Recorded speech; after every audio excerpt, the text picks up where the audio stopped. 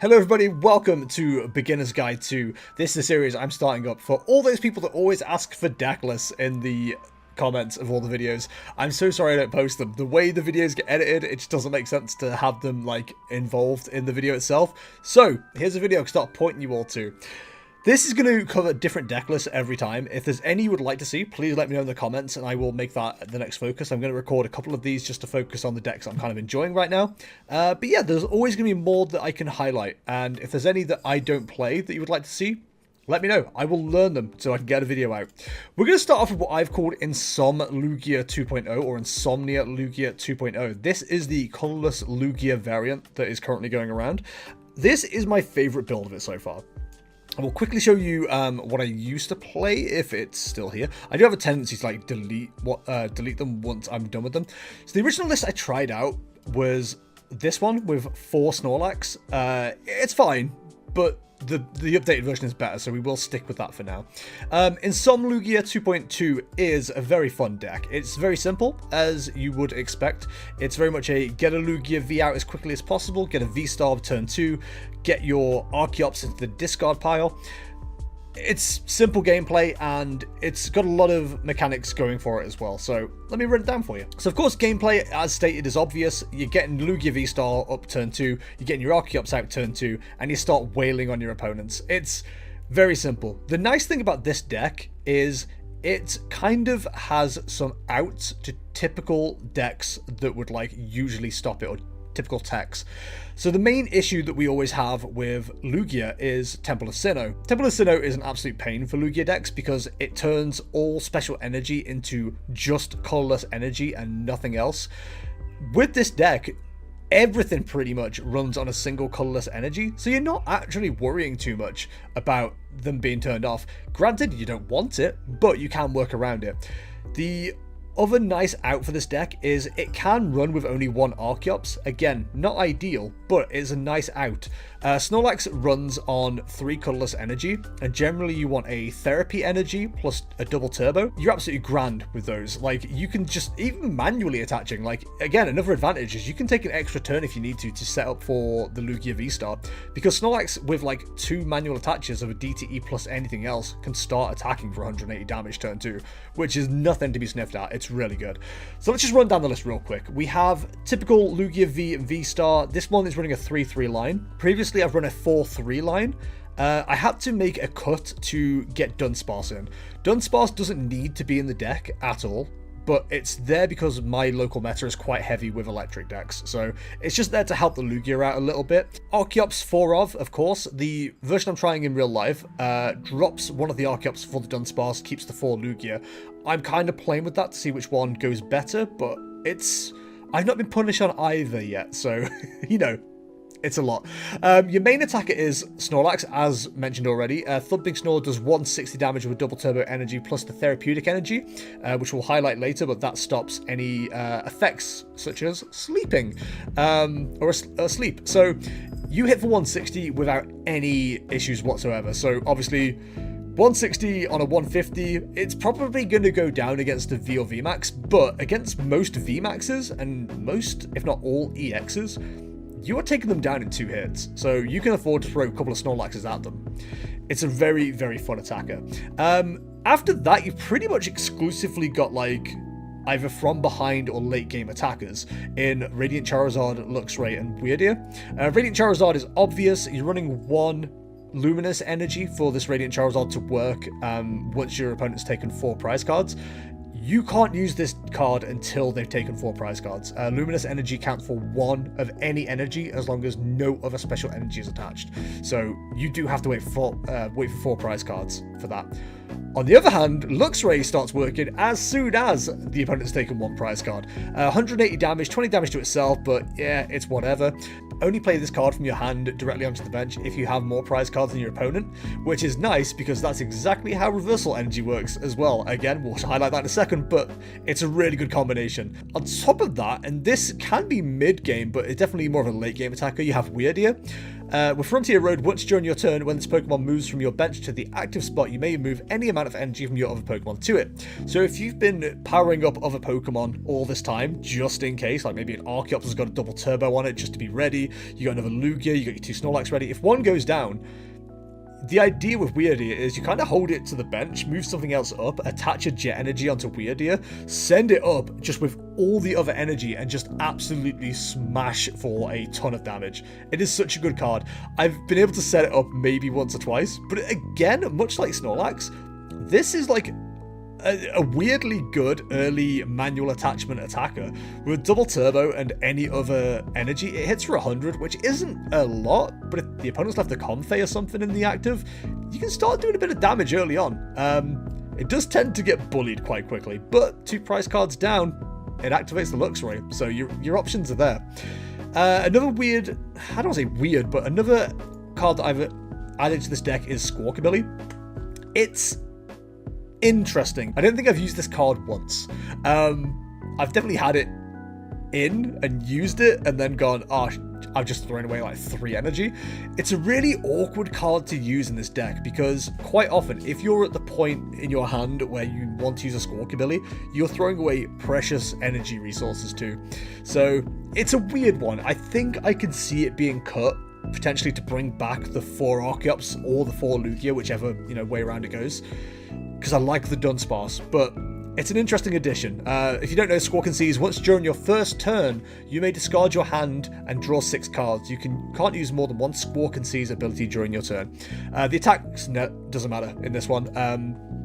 But yeah, the idea is, you have 2 Archeops, you find your 2 Archeops, you get rid of them with Squawk and Seize, give yourself a new hand. There's definitely plays there, they just haven't fallen to my favour just yet. On to ways of finding Pokemon. We've got 3.5 cards to look at here. First off, Capturing Aroma. Flip a coin. If heads, search your deck for an evolution Pokemon, reveal it. If tails, search your deck for a basic Pokemon. It's annoying that we lost Evolving Incense or Evolution Incense. Great card. This is basically its spiritual successor in all the worst ways. Are you looking for an evolution Pokemon? You're hitting tails. Are you looking for a basic? You're hitting heads.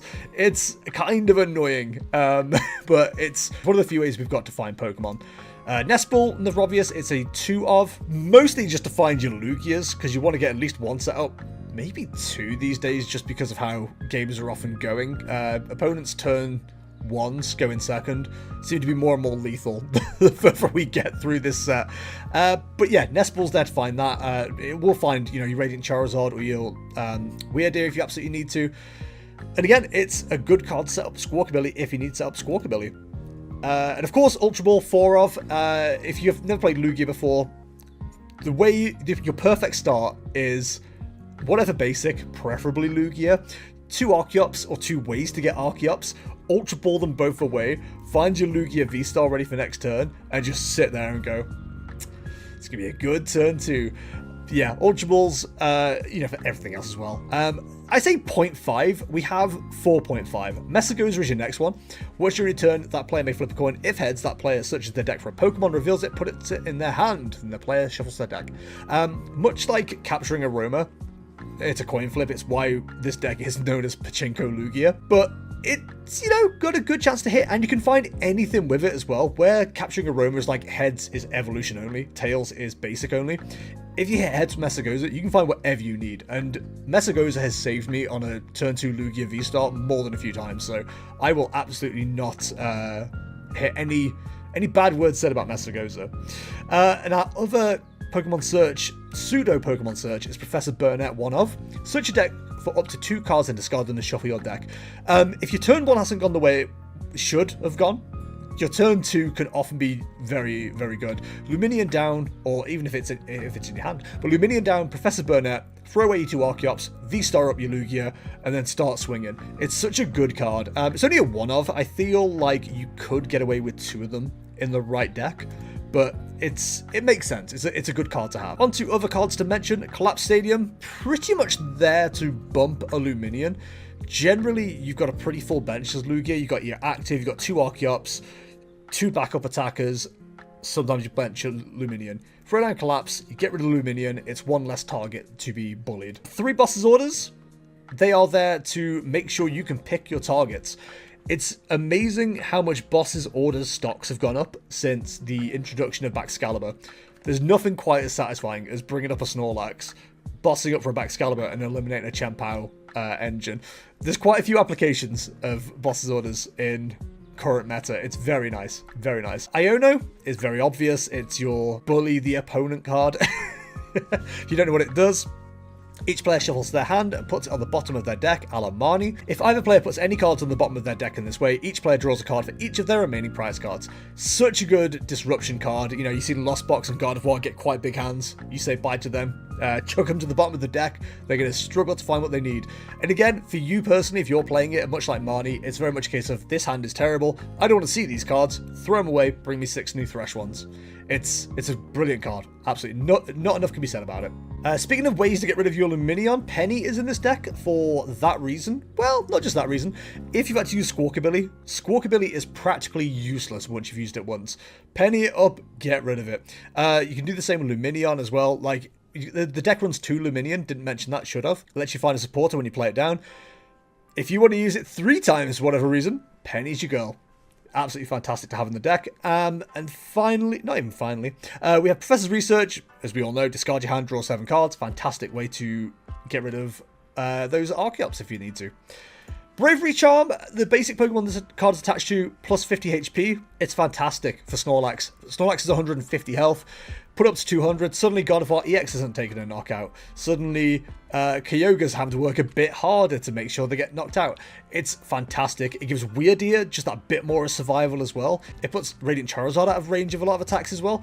It's really good. I've heard a lot of people say the deck gets a bit messy trying to put Bravery Charm in. I get what they're saying, but I think it's absolutely required in the deck. I really do. Onto the energies. 15 energies in total. We have 3 double turbo. 2 gift energy, which when your Pokemon is knocked out, if this gift energy is attached, you can draw cards until you have 7. So if you've got no cards in your hand at all, it's Professor's Research. It's a really good card to have. Mentioned it already, Jet Energy provides 1 colorless. When you attach this card from your hand to one of your bench Pokemon, switch that Pokemon with your active Pokemon. It's a great get out of jail card if they've bossed something up and you don't want to spend the energy to retreat it. Throw Jet Energy onto the next attacker, send it up. Again, combos really well with Wyrdeer. It's really nice. Single Luminous Energy for the Radiant Charizard provides all kinds of energy but 1 at a time. Reversal Energy, if you have more prize cards remaining than your opponent. Oh, there's a lot of, text there. But it provides 3 energy to an evolution Pokemon with no rule box, as long as you're behind in prizes. Brilliant card. Therapeutic Energy, as already mentioned, the Pokemon this card is attached to recovers from being asleep, confused or paralyzed, and can't be affected by those conditions. So Snorlax puts itself to sleep with Thumping Snore? Absolutely not. Therapeutic Energy is there to say, I'm staying alive, baby. And it makes the opponent have to respond to it as well. Before, if a Snorlax fell asleep, you can go, I can play around it maybe, hit the bench, whatever. Nah, Snorlax needs dealing with. And finally, 2 V-Guard Energy, which is going to become less relevant as we go through this current set. But this Pokemon, the Pokemon this card is attached to takes 30 less damage from attacks from your opponent's Pokemon V. I'm really hoping we see an EX version of this soon, not gonna lie. I can see that being replaced with a couple of things as well, but again, extra survivability on a couple of the Pokemon I think is really important. If you've got a Snorlax only at 230 health, and, Goodra's not taking it down, Arceus isn't taking it down, it's a really, really good card to have. So there we go. There's our first deck profile, deck list, whatever you want to call it. That was in some Lugia 2.2 apparently. That's how many edits I've made to it. If there's anything you'd like to see deck-wise or feature-wise, do let me know. I can only improve these videos from here. Like, just let me know what you want to see, and I will try to provide. I think this is going to be a fun little series for me. But until the next one, thank you very much for watching, and I shall see you in the next one. See ya!